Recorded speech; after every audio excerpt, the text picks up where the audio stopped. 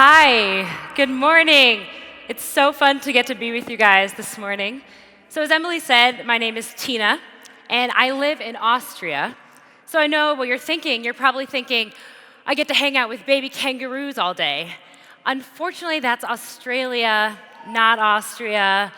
But if you're thinking of Austria, maybe you're thinking of The Sound of Music. Or maybe you're thinking of Arnold Schwarzenegger, the Terminator, the former governor of California. If you're thinking The Sound of Music, if anyone's ever seen that movie, that's one of my favorites. And it involves this family, this musical family who's often pictured in the movie, riding their bikes and singing and frolicking through the fields in the city of Salzburg.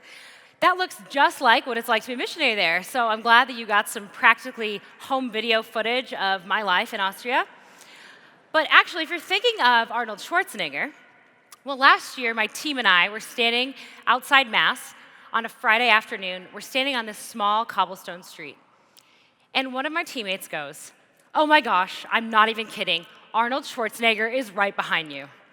And we turn around, and in the flesh is Arnold Schwarzenegger 20 feet away from us, surrounded by 5 huge bodyguards. And when I say he's behind us and he's walking, he decides he's going to walk to the small chocolate shop, which is right behind the church. And when he walks, my friends, he doesn't just walk down the street. No, this is what it looks like. Boom, boom, boom, boom. The man's strides are so heavy, the ground is practically shaking. And I think it's because his thighs are so muscular, they really can't get any closer together.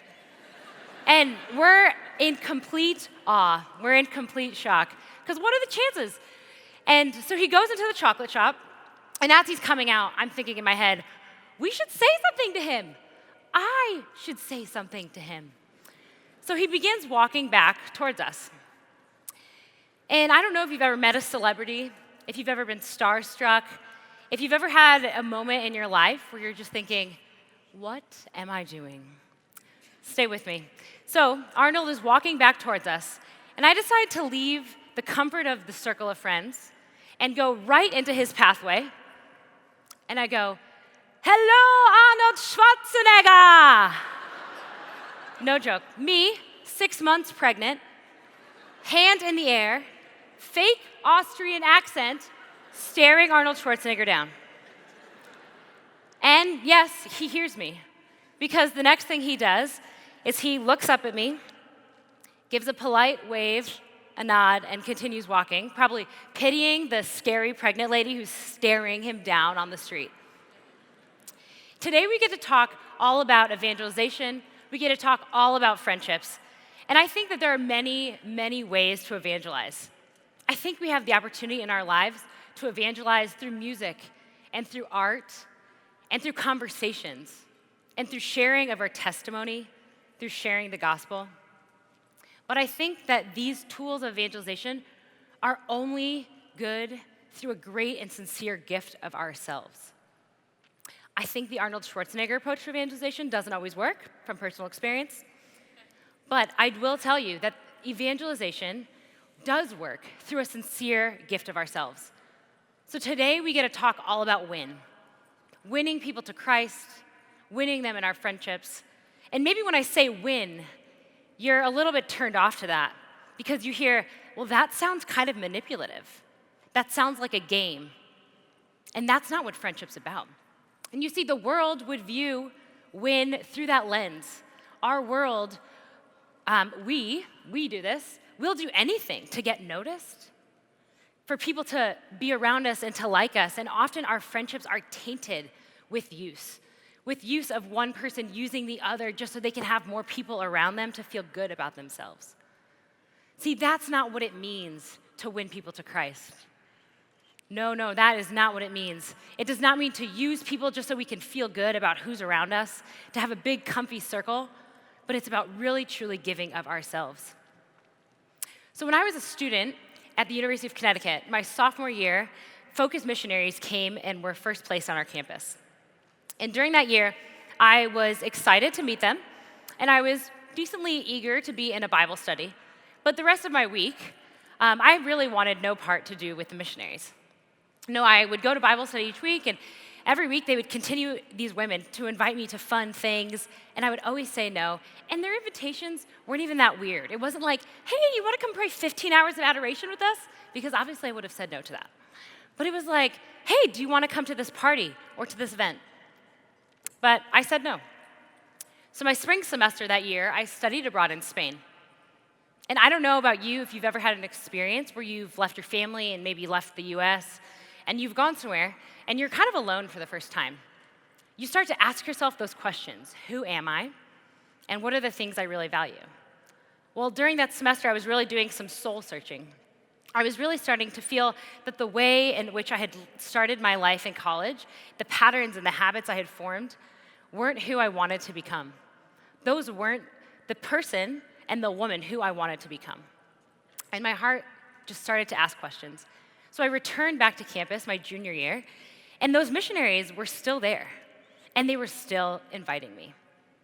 And what was different about their invitations was that when these missionaries invited me to do something, it was a free invitation. What do I mean by that? It means that these women, their lives were so inflamed with the love of Christ that when they invited me to do something, they weren't doing it.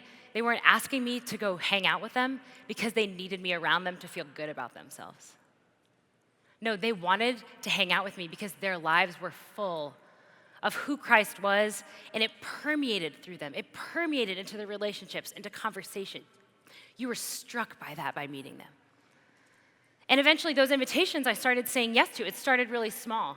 I would go on Saturdays. They had a breakfast book club at their house, and we got to talk about theology of the body, which was so new to me as a college student. And I would go each week, probably for the breakfast, also for the book club. And it was during that time that I was starting to really grow in great friendship with these women. And it was really easy. But the thing is, when I grew in friendship with them, when we came to become better friends, I came to know Christ more. Because their friendship and everything that they did was oriented towards knowing Christ more deeply. So when we talk about win, I often like to think of the word encounter. Because when we win, when we have our friendships, these people in our life, it requires many encounters to get to know them. And when I think of when my husband, Michael, won me while we were dating. When I say the word encounter, I want you guys right now to think of a memory.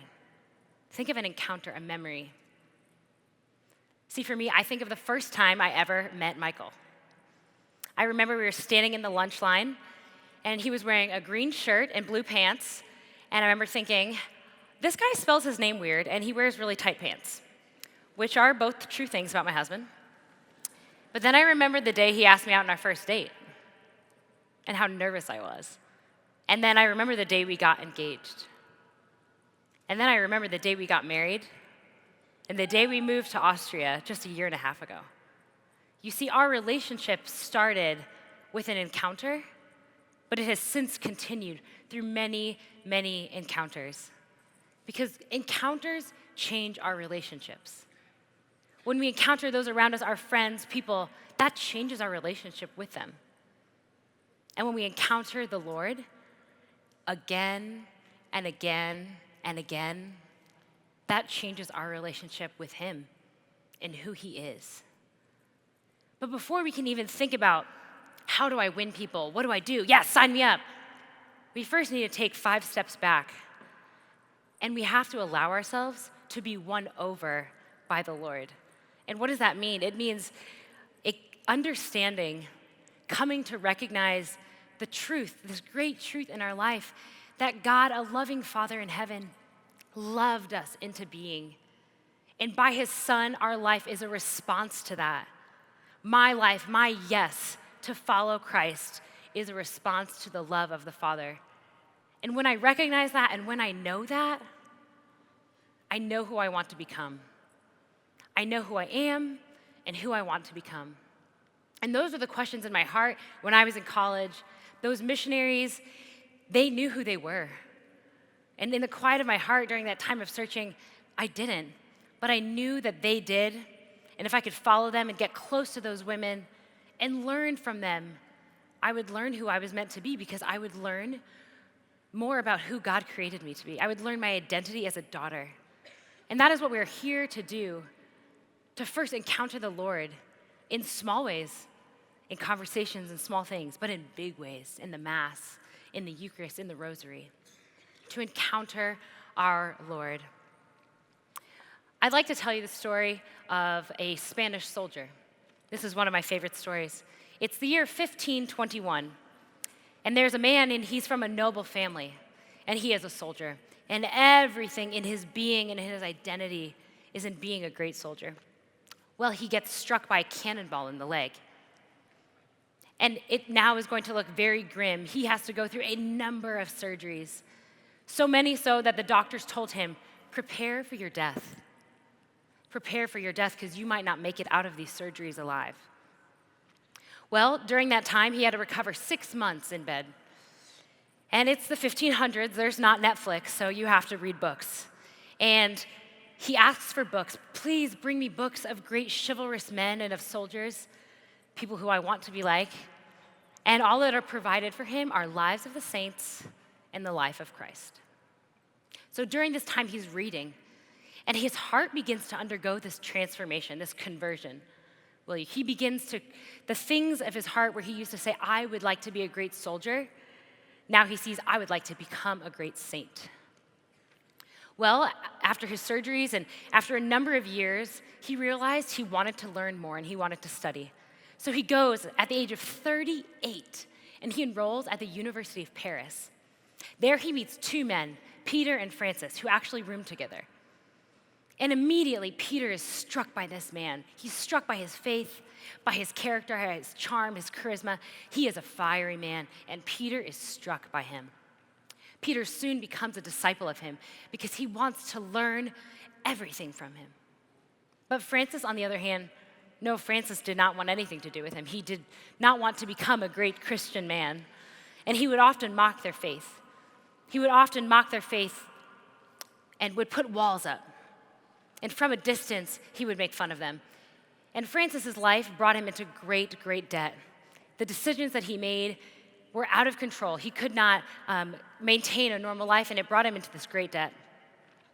Yet the whole while, this man and Peter were pouring their life into Francis. They were pouring their friendship and never giving up on him. Even in there for him in the time of his life, through his great debt and his suffering and his struggling, they never gave up.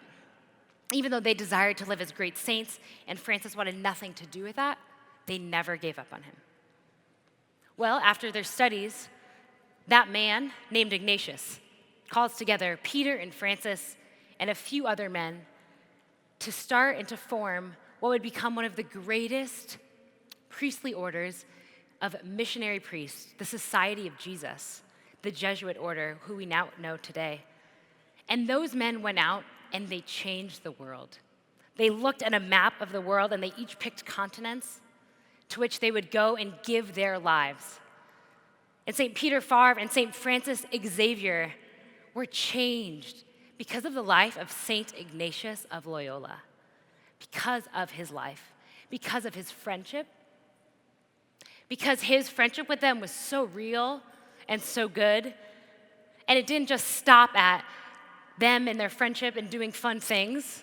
No, it brought them to come to know Christ profoundly. Francis was changed totally in the friendship of Peter and of Ignatius. His heart underwent great transformation that he became one of the greatest saints of the church. We might not never, ever know him.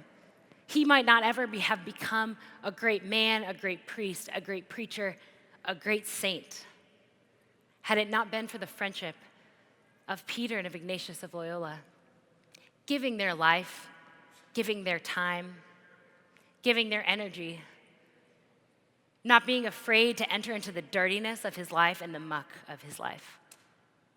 You see, when we talk about evangelization, evangelization is much more than just sharing facts. Evangelization requires a great gift of ourselves. To evangelize is to give of ourselves. That is the greatest way. And I think we look sometimes at the people in front of us and around us, and it might seem a little daunting, a little scary. How are we going to do that? I don't know how. I'm afraid. And I too have had many moments in my life where I've been bound by these obstacles. I've seen the obstacles in front of me, and I've thought, oh, no, I cannot go any further. And sometimes these obstacles that prevent us from reaching out to those around us, they're things like fear. We're afraid of being rejected.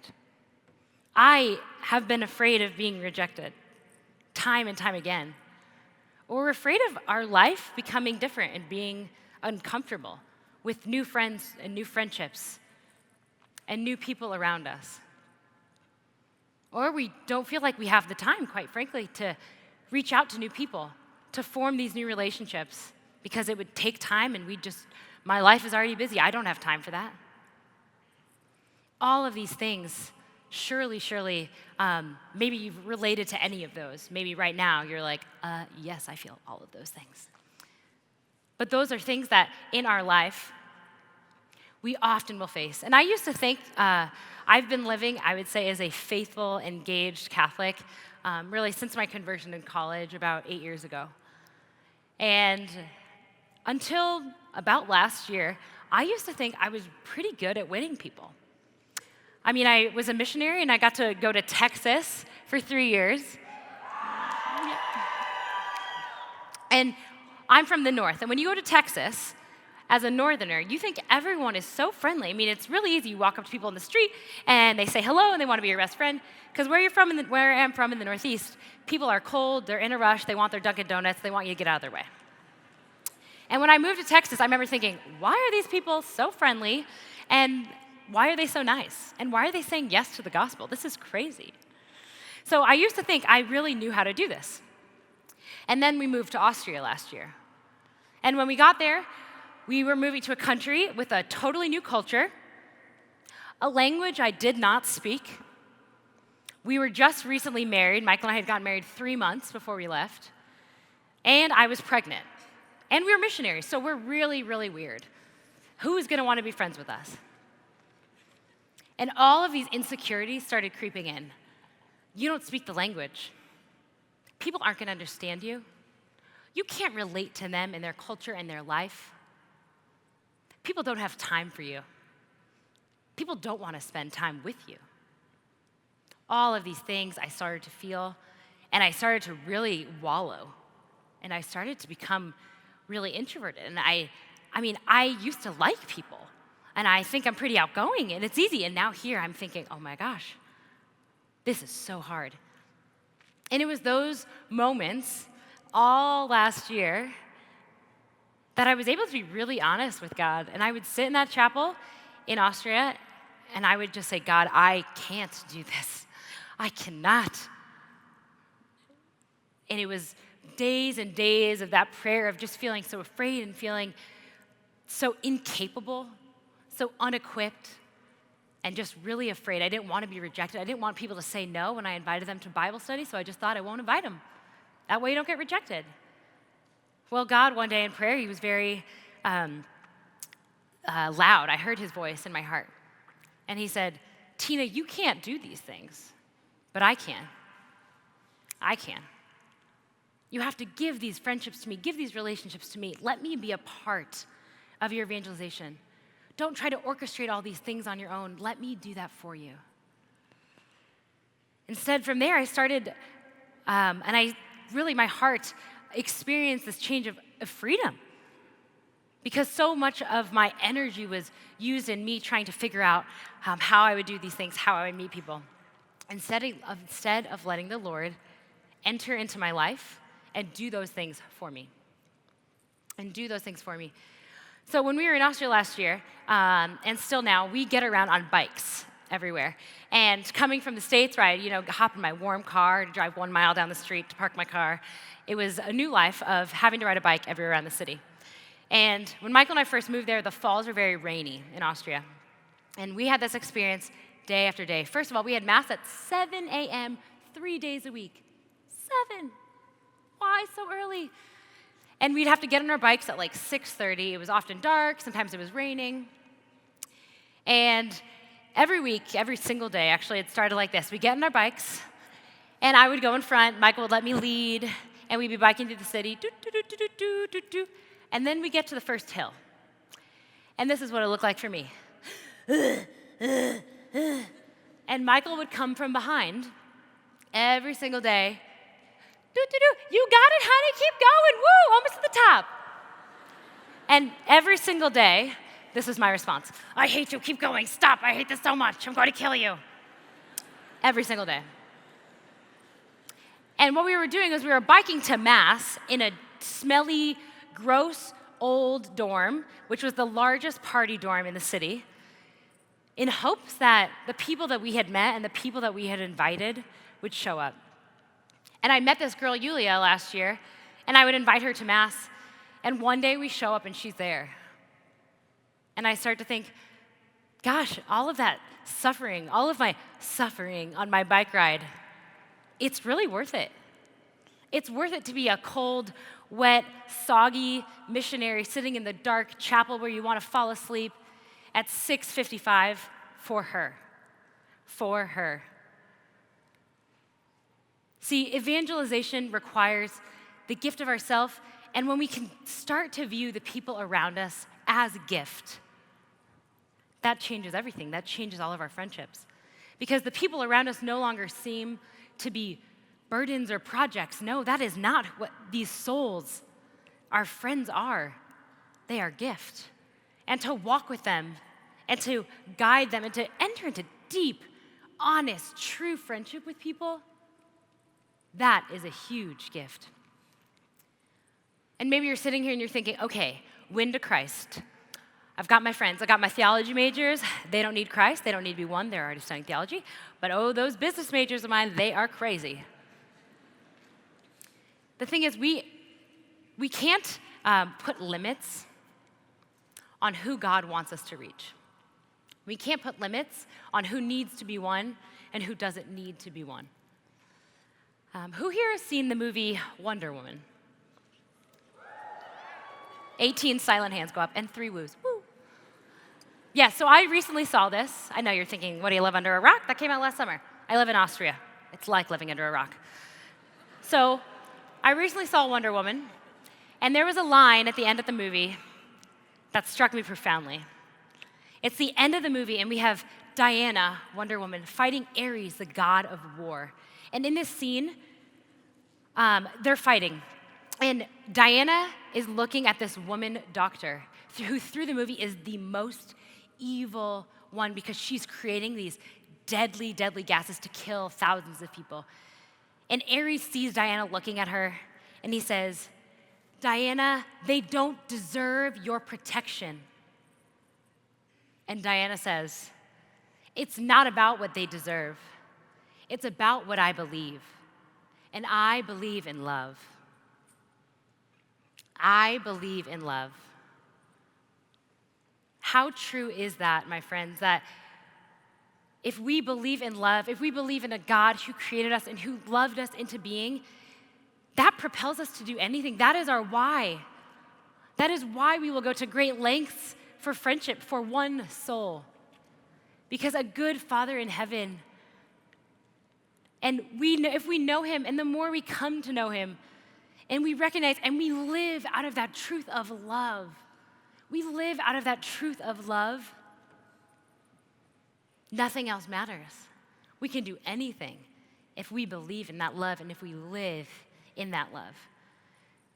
When I was at college, there was a girl, as my junior year, after I had started to come and be a more engaged Catholic, and really my heart was starting to be set on fire. There was a girl who was lecturing at Mass every Sunday. And I would see her at Mass, but I also knew from some friends that her life was really out of control. That she lived in a house with other women, that her life was really consumed with alcohol and drugs and sex and hooking up.